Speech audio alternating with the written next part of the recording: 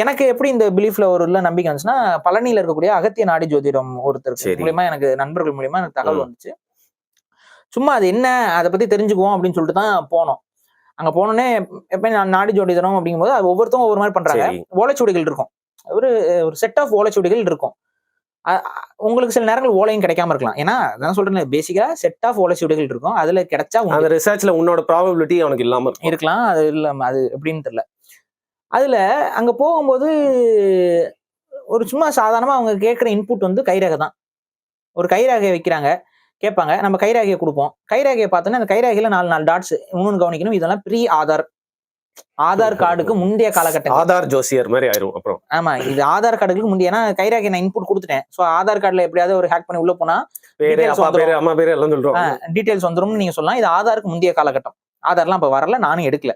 So அந்த கைரேகை கொடுக்கும் பொழுது அவர் அந்த கைரேகையில 4 டாட் வைக்கிறாப்ல. அப்புறம் அதுல இருந்து ஏதோ ஒரு கணக்கு போட்டாப்ல, ஏதோ ஒரு கூட்டினாரு, பெருக்குனாரு, என்னமோ பண்ணாரு.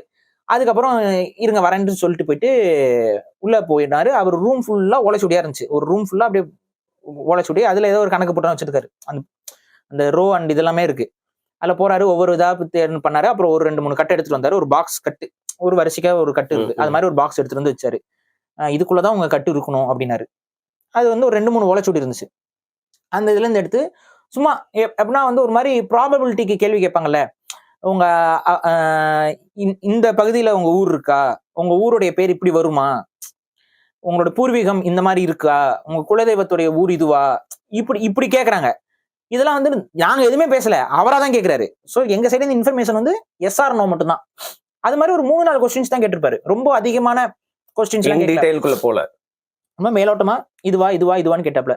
அப்ப அதுல இருந்து ஒரு மாதிரி லிஸ்ட் அவுட் பண்ணி அங்க இருந்து ஒரு 10 ஓலைச்சுவடிகள் ஓரம் வச்சுட்டு இந்த கட்டுக்குள்ளதான் உங்களோட இருக்கும்னு நினைக்கிறேன் அப்படின்னு சொல்லிட்டு அதுக்கப்புறம் 2-3 கேள்வி கேட்டாப்ல. அதான் ஒரு மோரர்லெஸ் ஒரு 5 கேள்வி கேட்டிருப்பாரு. எல்லாமே எஸ் ஆர் நோ ஆன்சர் மாதிரி தான் இருந்துச்சு. நீங்க உங்க இன்ஃபர்மேஷன் கொடுங்கிற மாதிரிலாம் இருக்காது. எஸ் ஆர் நோ ஆன்சர் தான்.